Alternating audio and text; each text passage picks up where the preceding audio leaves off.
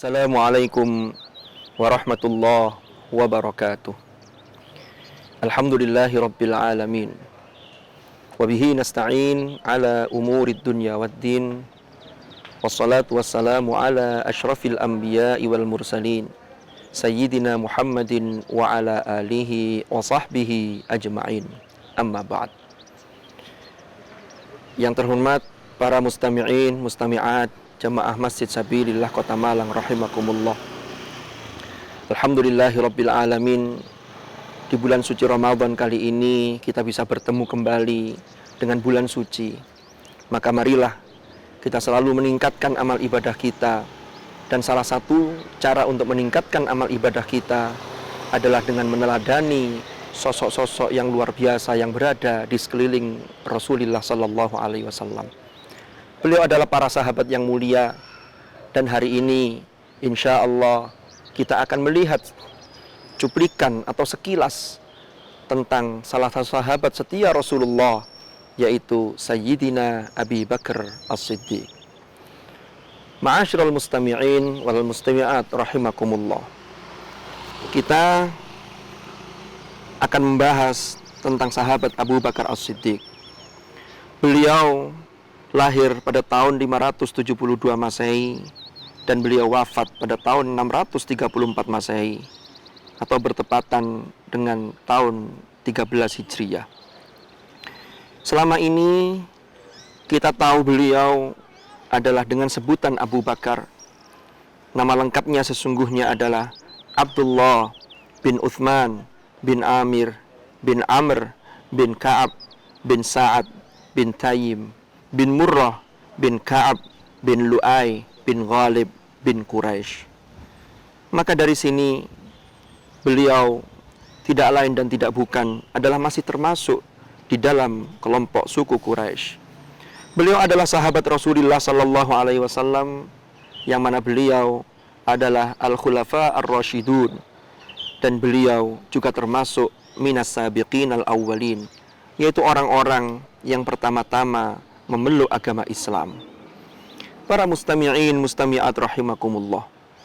Abu Bakar diberikan kepada beliau gelar As-Siddiq oleh Nabi Muhammad sallallahu alaihi wasallam karena Abu Bakar mempercayai dan tanpa ada mempertanyakan satupun terkait dengan peristiwa Al-Isra wal Mi'raj yang dialami oleh Nabiullah Muhammad sallallahu alaihi wasallam.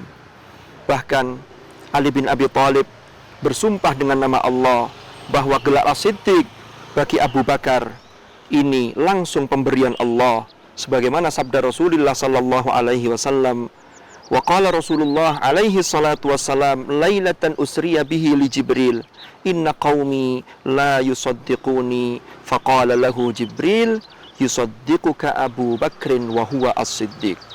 Rasulullah sallallahu alaihi wasallam pada malam Isra beliau menyampaikan kepada Jibril alaihi salam, sesungguhnya kaumku mereka tidak mempercayaiku.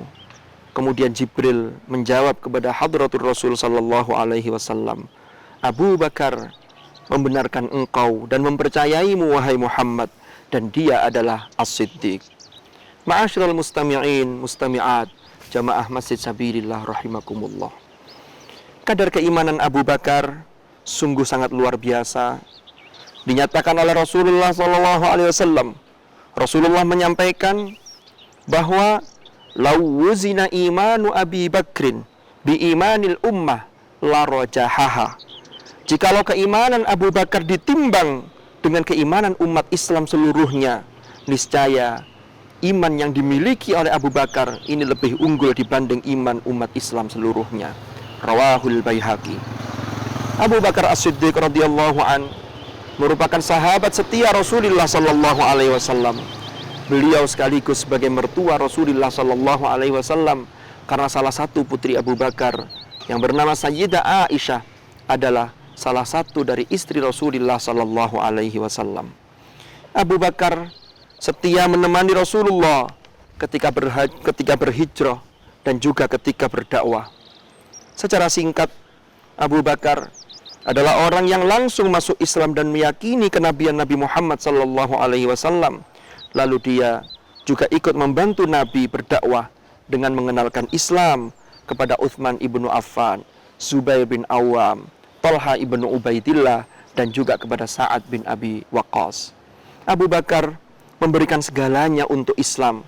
Dia mengorbankan hartanya untuk membantu Nabi Muhammad SAW dalam berdakwah. Dia juga merupakan orang yang senantiasa dan seringkali membebaskan budak.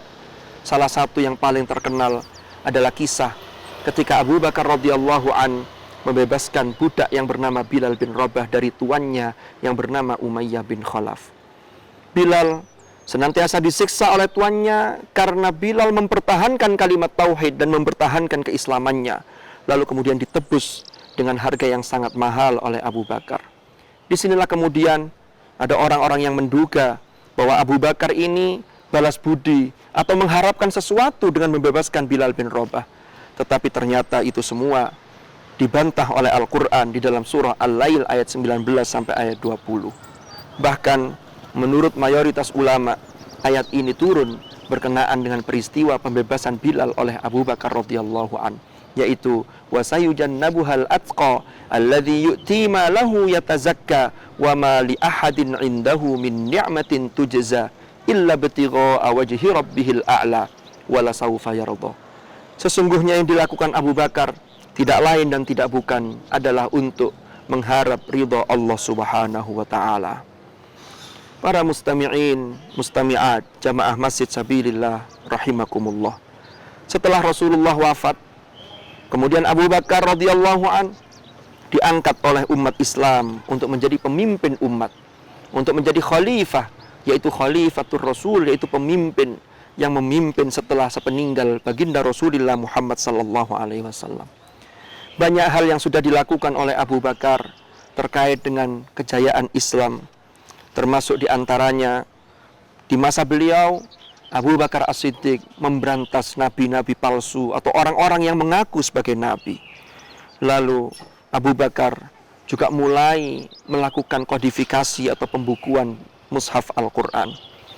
Maka dari itu, beberapa keutamaan Abu Bakar radhiyallahu an adalah yang pertama, beliau merupakan seseorang yang sangat setia kepada Rasulullah sallallahu alaihi wasallam, bahkan kesetiaannya tidak tertandingi oleh sahabat-sahabat Nabi yang lain. Lalu yang kedua, Nabi Muhammad sallallahu alaihi wasallam sangat mempercayai Abu Bakar radhiyallahu an.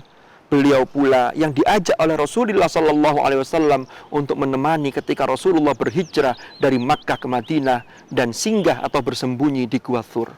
Yang mana hal ini diabadikan di dalam Al-Quran di surah At-Taubah. Idh huma fil ghar idh yaqulu li sahibihi la tahzan innallaha ma'ana.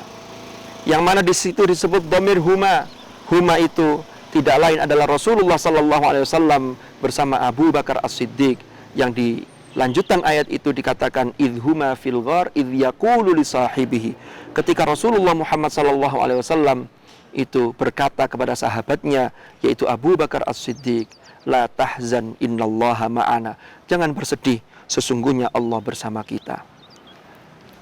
Ma'asyiral mustami'in wal mustami'at, jamaah Masjid Sabilillah Kota Malang rahimakumullah. Yang ketiga, keutamaan yang dimiliki oleh sahabat Abu Bakar As-Siddiq adalah ilmu Abu Bakar As-Siddiq dikatakan paling tinggi dibanding sahabat-sahabat Nabi yang lain, yang mana pemahamannya terhadap Islam sangat baik. Lalu yang keempat, Abu Bakar As-Siddiq tidak meninggalkan banyak warisan berupa harta ketika beliau wafat, karena beliau betul-betul murni berjuang di jalan Allah dan dengan dasar ingin mendapatkan ridha Allah Subhanahu wa taala. Lalu yang kelima, Abu Bakar As-Siddiq ada termasuk sahabat yang dijamin masuk surga, dan beliau diberi kabar gembira oleh Rasulullah sallallahu alaihi wasallam yang termasuk di antara 10 orang sahabat yang dijamin masuk surga atau dikenal dengan al-mubasysyirina bil jannah. Lalu yang keenam, Abu Bakar dikatakan selama hidupnya berkali-kali beliau dapat mengartikan mimpi seseorang dengan tepat, yang mana itu sudah terbukti ketika semasa hidup beliau. Lalu yang ketujuh, Abu Bakar As-Siddiq adalah sahabat yang senantiasa bersaing, terutama dengan Umar Ibnul Khattab. Persaingan itu tentunya adalah dalam hal bersegera untuk melakukan kebaikan-kebaikan. Bahkan Umar Ibnul Khattab seringkali malu terhadap Abu Bakar, karena seringkali Abu Bakar lebih cepat dan lebih dahulu dalam melakukan aneka macam kebajikan. Maka dari itu, sosok Abu Bakar As-Siddiq adalah salah satu contoh kesetiaan, contoh keberanian, kecerdasan, kekuatan, dan berbagai sifat-sifat positif lainnya, yang mana hal itu tentunya patut untuk kita teladani bersama. Terlebih sekarang ini, di tengah-tengah globalisasi saat ini, di tengah-tengah perkembangan teknologi informasi yang sedemikian pesat ini, maka pegangan kita, salah satunya untuk kita berusaha untuk menjadi orang yang lebih baik lagi adalah bagaimana kita meneladani sifat-sifat generasi terbaik, yaitu sahabat Rasulullah Sallallahu Alaihi Wasallam. Mudah-mudahan Allah selalu membimbing langkah kita sehingga kita selalu berada di jalan yang diridhoi oleh Allah, dan kita diberikan jalan dan kemudahan untuk meneladani kebaikan-kebaikan yang sudah dilakukan oleh generasi-generasi para sahabat Rasulullah Sallallahu Alaihi Wasallam.